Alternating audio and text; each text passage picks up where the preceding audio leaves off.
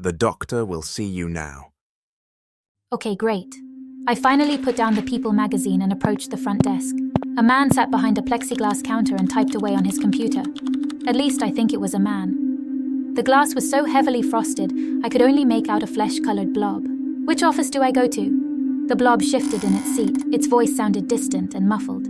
Down the hall, to your right, room 091. I did as instructed and walked down the empty hall, passing by room 001. For the next 90 rooms, I simply walked forward, admiring the cleanliness of the hallway's design. Each office had a sliding glass door and a stylish wood paneling. I reached 091 and went inside.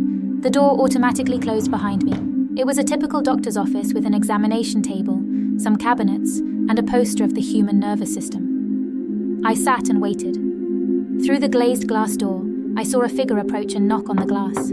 Hello, I'm the doctor. I almost wanted to laugh. Yes, hello, I'm the patient. Due to protocols, I cannot come in. All right. We'll have to talk through this door. Just like the receptionist, the doctor was nothing more than a blurry shadow. The shadow moved over and tapped on the wood paneling outside the office. On the inside where I sat, a slot popped out of the wall.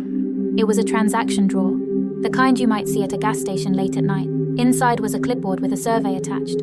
Please describe the symptoms you've been experiencing. I grabbed the clipboard, filled everything out, and articulated my disorder as best as I could. This is going to sound absurd, but it feels like I've been trapped in this doctor's office. My whole life. Like I know I had a life before this, with a husband and family, but I don't know when that was, or how I got here. The doctor's silhouette stood motionless behind the glass. I've come here yelling and panicked many times, but I'm just going to speak to you honestly now. One person to another, please. Give me something to jar me, some kind of upper, if you could just prescribe me an intense stimulant of any kind. I put my face up flush with the glass to get a better look at the doctor. Then maybe I could get jolted out of this daze or whatever this is, please. The blurry darkness nodded and scribbled something on a small pad.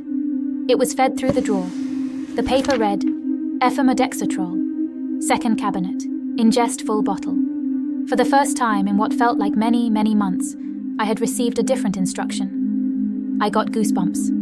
My breath shortened. It took all the willpower I had to remain calm and not show excitement. Thank you.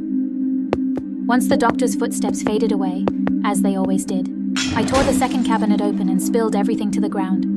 I found a bottle of yellow pills. I cradled it against my chest. Tears streamed down my face. Was this it? My escape? I opened the cap and popped half the pills into my mouth. Then I ran the sink, filled the bottle with water, and chugged the rest. This was either going to kill me, comatose me, or finally shock me out of this nightmare. I laid down on the examination table, and within seconds got the jitters.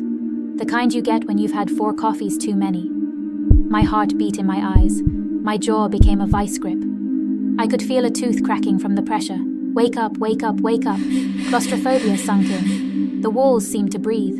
As much as I wanted to let my brain drift off and reset, my body was twitching impatiently. I had to go for a run. Whipping the slide door open, I bolted back down the hallway past several more rooms. 096, 097, 098, 099. The hallway opened up into a large waiting room filled with several empty chairs, a big center table, and many more copies of People magazine. Would you like to book an appointment? The blur behind the front desk asked.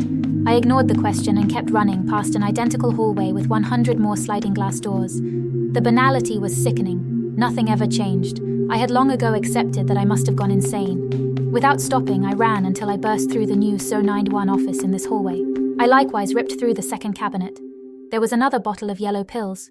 Do I take the whole thing? Double the dose? My hands decided for me. They clawed off the cap. I swallowed the whole thing like a rabid animal and left the tap running. Wake up, wake up, wake up. I ran past the remaining offices into another waiting room, an identical copy of the thousands of others I had seen.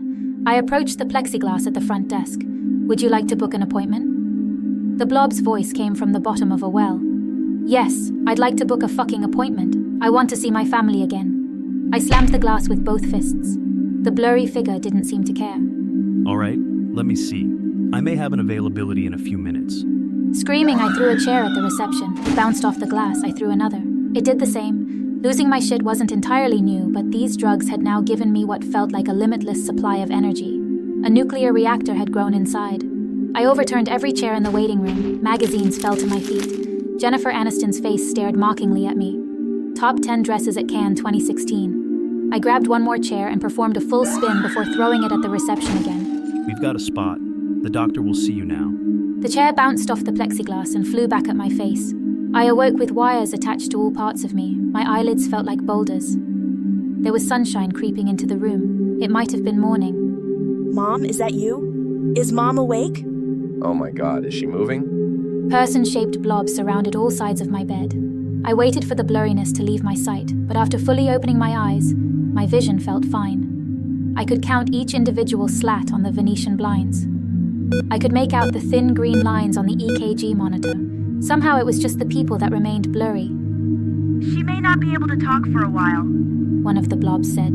Their voice sounded like it was coming through a broken phone. She was out for quite some time. The other voices agreed, sounding equally muffled, indistinguishable from each other. She can take all the time she needs. The closest blob intertwined its murky limb with my fingers. It must have been Derek, my husband. I hadn't seen him in what felt like years. Don't worry, honey. We'll take care of you.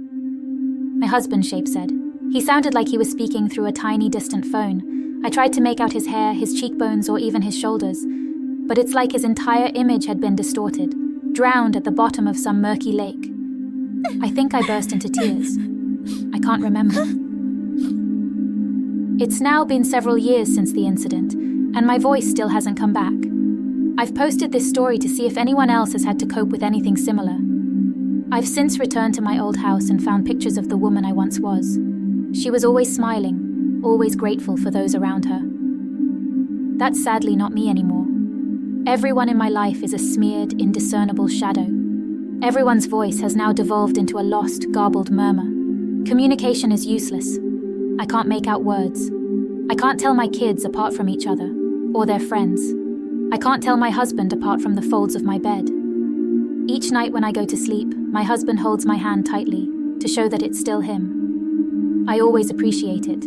He's been very understanding about the situation. I wish I could show the same affection back, the same genuine care, but it's impossible. As we turn off the lights, his Gaussian blurred face always comes close to mine and mutters something soothing in a gentle tone. I can never tell if my husband is trying to nuzzle me, wink at me, or kiss me. I never know what to say back. I simply squeeze his hand back and stare in his general direction, hoping that it's towards his face. I can't even see his eyes.